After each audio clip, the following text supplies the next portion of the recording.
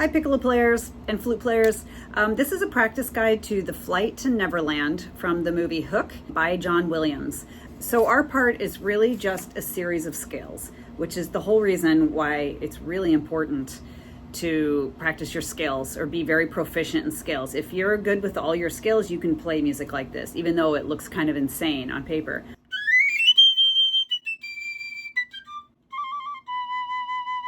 So the main thing with this, your first entrance, is of course to get up to the high G. On the piccolo, when you have big runs like that, what's really important if you're struggling a little with just basic technique, just at least get, for instance, the high D, E, F sharp, G. Just at least get that, and that's called faking it. But that'll get you by. But a way to practice it is you can divide it into 4 and 4. I always just, when I have a scale like this where there's 3 notes before your arrival note, I always just go for that.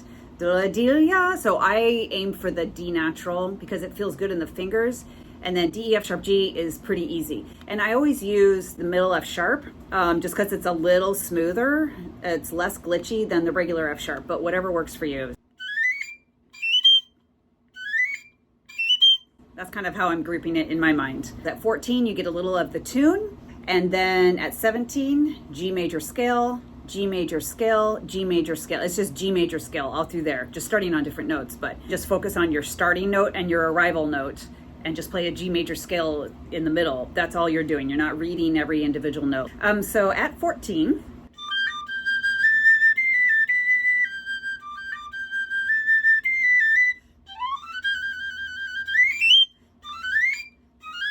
so that scale at 20, that's an E flat major scale, E flat up, and then E flat going down. But then you have to catch the A natural after that. Like that. So really take advantage of the accent at the A natural to kind of grab onto it. And then going down to 34, more scales. So this looks like we have F sharps, C sharps, and G sharps. So A major. This is tricky because you're going down in 34 down to that low register, and on the piccolo, it can be kind of unsteady in the hands, in the fingers, and try not to get too loud down there. Don't try to go, because everything gets kind of messy that way.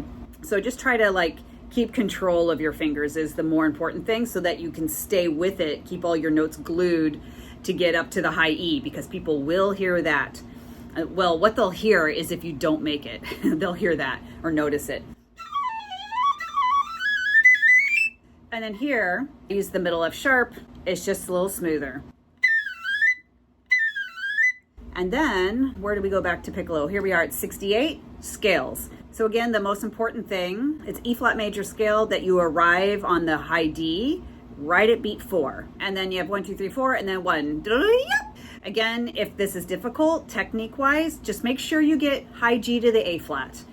Just A flat. And then, oh yeah, getting into 107. This is where the music, the orchestration is just brilliant. And it really feels like the characters are flying in this Neverland story. So there's a lot of noodling between all the flutes, all the instruments, and you're coming in and out of the texture. I would practice it like this. And then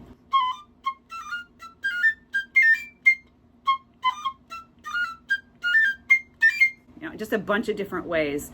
The standard way that I like to do, just always one grouping plus the connection note to the next grouping. I love doing it that way. Try to keep your notes glued to your airstream here in this middle register, fingers close to your keys, yada da da da. For me, I always aim to get to that E natural. I felt safe once I got to there. Yeah. You just, you have to try to keep it under control so that your notes don't kind of spread all over the place, which is very easy to do with this type of pattern and in the middle register to be, just to lose it. And if you do that, then it's really hard to get back on your airstream of notes all connected once it all comes apart. Just like I've mentioned before in various videos, like a necklace just coming undone, all the beads coming off. So you want to keep everything on your string, on your chain here, which is your airstream. So I go for the E, and then retonguing at the G, definitely do it because it's written that way. But it helps. It's to your advantage. It helps you kind of like re-grab. And then you just count and insert your little noodles, because again, it's just coming in and out of the orchestration here. So at 123, 2. That is such a great line. There's all these instruments playing all these scales, and right here it really gives the sense with the piccolo coming in. It's like magical right there, like fairy dust is happening. Unfortunately, you're in unison with the E-flat clarinet, which always ruins it for me. The sforzando is just a phrasing. So I think it will naturally come out as a sforzando when you just retongue the E. What you don't want is like an effect that sounds like band music, like like that. That's not the character of this line. It's it just has a forward momentum. And then going on, same situation. 1, 2. When you get to after 139, you're added in the texture with the flutes, possibly the violins. So just make sure you match the intonation, of course. They've been playing at 139 and then you're joining them. So you're adding color.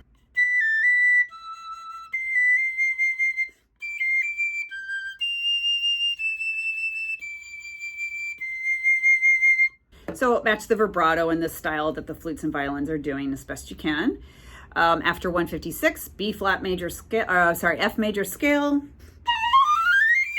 This is hard because you go up, and the scale's easy, but arriving on that F sometimes, it's very easy for the F not to speak if your embouchure has not adjusted for the high register, basically to be smaller, not tighter, but as you're going up, I find I just have to make sure that I'm closing off the embouchure so the air stays fast.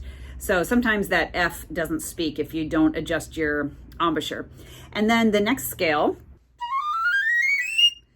is just, again, F major scale, starting on B flat, and then chromatic once you hit C.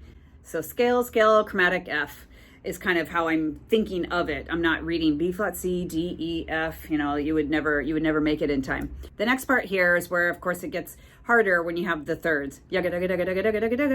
Again, fingers very close to the keys.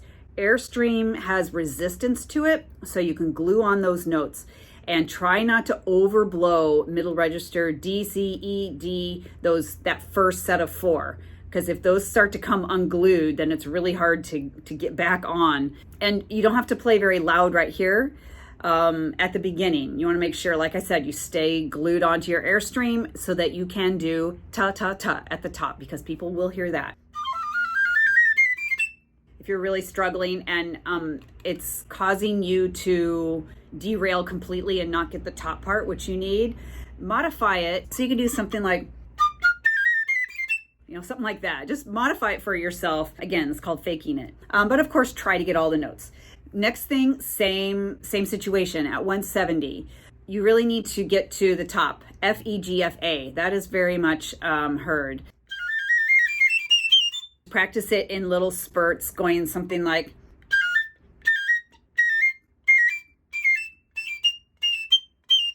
of course, using B flat thumb. You don't have time to do this one-in-one stuff. And then maybe just change it up, make up little practice combinations of notes.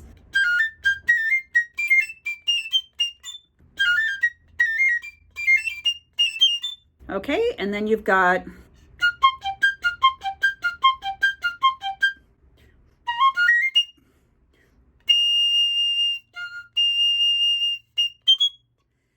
that G sharp. I would use alternate G sharp. And if you've never played this before, just be careful at the ending. Watch your conductor like a hawk right here. There's the fermata, and then boom, note. So it's fermata, 1. It comes kind of weird all of a sudden if you've never played it before. All right, so that is it for this part. It's really just a series of scales that helps create in this piece that sense of magic and fairy dust and movement, flying, and very well written for the piccolo. And please hit subscribe if you haven't already. I'm continuing to put out videos on practice guides for orchestral pieces and some band pieces. So you might be interested to check out some of the existing videos that I have up already. Thanks for watching this video, and I will see you at the next one.